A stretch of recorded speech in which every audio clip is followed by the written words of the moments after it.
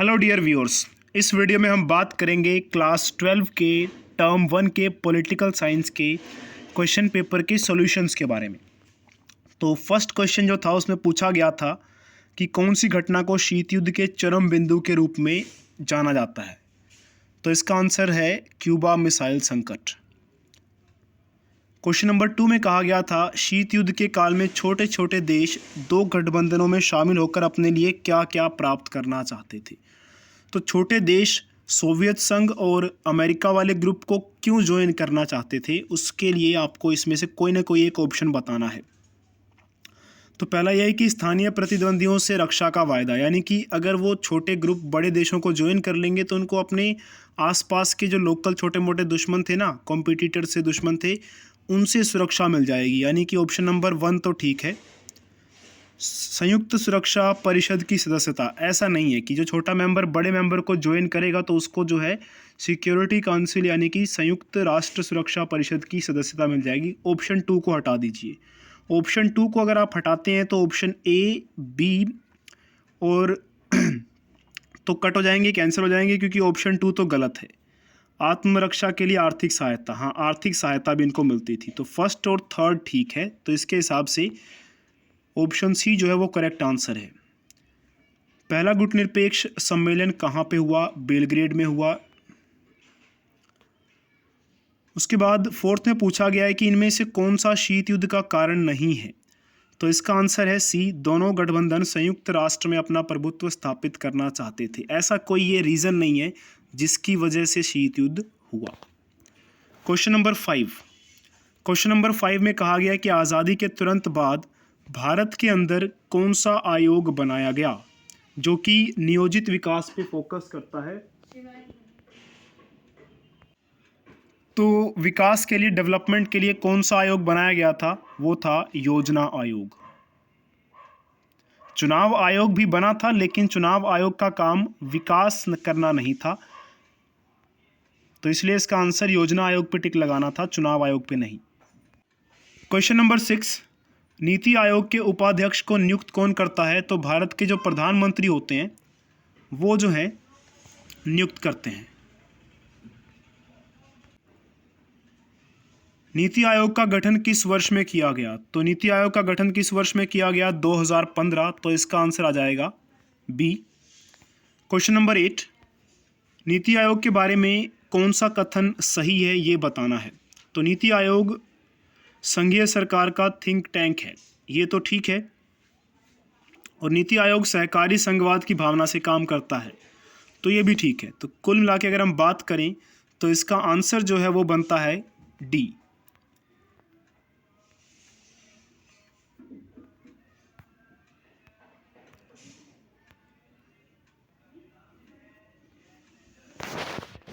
Question number 9, द्वितीय पंचवर्षीय योजना में किस क्षेत्र पर फोकस किया गया था? सेकंड जो 5 ईयर प्लान था उसमें किस चीज़ पर फोकस किया गया था? वो था औद्योगिकरण। चीज़ नहीं, मतलब किस क्षेत्र, किस सेक्टर पर फोकस किया गया था। क्वेश्चन नंबर 10 में पूछा गया है कि जो सही है उनमें से बताओ। शोक थेरेपी से साम्यवाद और मजबूत हुआ, ये तो गलत है। तो सेकंड वाला ऑप्शन ए में भी दिया हुआ है, बी में भी दिया हुआ है और सी में भी दिया हुआ है। तो आपको अगर सारी स्टेटमेंट्स के बारे में नहीं पता था ना, तो ये तो इतना तो आपको याद होगा कि शोक थेरेपी से साम्यवाद और मजबूत नहीं हुआ, वो तो टूट गया था ना। तो इसमें सेकंड वाली स्टेटमेंट गलत है। तो सेकंड वाली ए में आ रही है, बी में आ रही है और सी में भी आ रही है, तो ये तो ऑप्शन नहीं होंगे। तो इसका आंसर क्या होगा? डी होगा। क्वेश्चन नंबर 11, इसको लाइन वाइज लगाना था हमें। तो सबसे पहले द्वितीय विश्व युद्ध की समाप्ति हुई, सेकेंड वर्ल्ड वॉर खत्म हुआ, तो सबसे पहले नंबर पे आएगा फर्स्ट। फिर बर्लिन की दीवार गिराई गई, फिर सोवियत संघ टूटा और फिर भारत और रूस में सामरिक समझौता हुआ। यानी कि first, third, second, fourth, first, third, second, fourth. तो इसके हिसाब से ऑप्शन जो है वो बी है। जो ये ऑलरेडी आपके यहाँ टिक लगे हुए नज़र आ रहे हैं आपको, ये एग्जैक्ट आंसर्स नहीं है, जो मैं वीडियो में बता रहा हूँ वो एग्जैक्ट आंसर्स हैं। क्वेश्चन नंबर 12, इसमें पूछा गया है कि इसमें से कौन सा सोवियत संघ का पार्ट था? तो ये आपको याद होनी चाहिए थी। तो ये इसका आंसर है ए, तजाकिस्तान, अजरबैजान और आर्मेनिया। क्वेश्चन नंबर 13, सोवियत प्रणाली की विशेषता इनमें से कौन सी नहीं है? तो सीधी सी बात है, सोवियत प्रणाली में यह था कि लोगों को संपत्ति का अधिकार नहीं था। तो यहाँ पे दिया हुआ है संपत्ति का अधिकार था, तो ये वाला इसकी फीचर, इसकी विशेषता नहीं है। समाजवादी क्रांति के बारे में इसमें से सत्य कौन सा नहीं है, ये हमें बताना है। तो ये जो है, ये द्विदलीय प्रणाली को स्थापित करना चाहता था, ये जो है ये गलत है इसका। क्वेश्चन नंबर 15 में आपको ये ऑप्शंस पढ़ने थे और इसके हिसाब से आपको आंसर बताना था। तो भारत की परमाणु नीति सदैव शांतिपूर्ण उद्देश्य के लिए रही है, तो ये जो है सही है। भारत की परमाणु नीति CTBT व्यापक परमाणु परीक्षण प्रतिबंध के पक्ष में थी, ये गलत है। भारत परमाणु आपूर्तिकर्ता समूह का सदस्य बनने के लिए कटिबद्ध था, तो ये भी ट्रू है। NSG का मेंबर बनना चाहता था इंडिया, लेकिन बन नहीं पा रहा था। भारत की परमाणु नीति एशिया के छोटे देशों की सहायता के लिए थी, तो ये गलत है। तो इसका आंसर हो जाएगा हमारा कुल मिला के, अगर सभी ऑप्शंस को देखा जाए तो सेकंड, बी। भारत के कौन से देशी रजवाड़े ने स्वतंत्र राज्य के रूप में बने रहने की घोषणा सबसे पहले की? तो वो है त्रावणकोर। इसका आंसर आ जाएगा हमारे पास डी। शीत युद्ध के दौरान भारत किसी भी खेमे अर्थात पश्चिमी गठबंधन अथवा पूर्वी गठबंधन में शामिल क्यों नहीं हुआ? वैसे इसके ऑप्शंस देखे जाएं तो ऑप्शंस कुछ अच्छे नहीं लग रहे हैं, लेकिन इन ऑप्शंस के हिसाब से सोचा जाए तो इसका आंसर जो है वो आएगा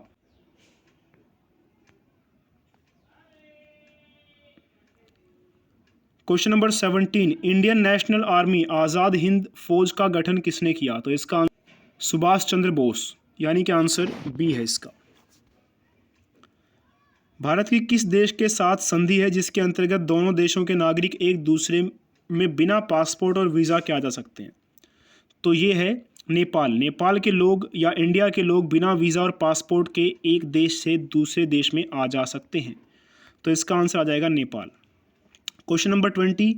कौन सा नेता गुटनिरपेक्ष आंदोलन का संस्थापक सदस्य नहीं था? तो इसका आंसर है निकिता क्रुश्चेव, क्योंकि ये तो सोवियत संघ से या रूस से जुड़े हुए हैं, तो रूस से जुड़े हुए लोग जो है गुटनिरपेक्ष आंदोलन में तो शामिल होंगे नहीं।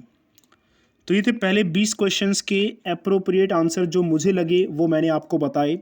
अगर आपको किसी आंसर में ऑब्जेक्शन है तो आप कमेंट करके बताइए कि आपको किस क्वेश्चन में ऑब्जेक्शन है, और साथ में जो बाकी के क्वेश्चंस बचे हैं उनका जो आंसर है वो आपको डिस्क्रिप्शन में मिलेगा।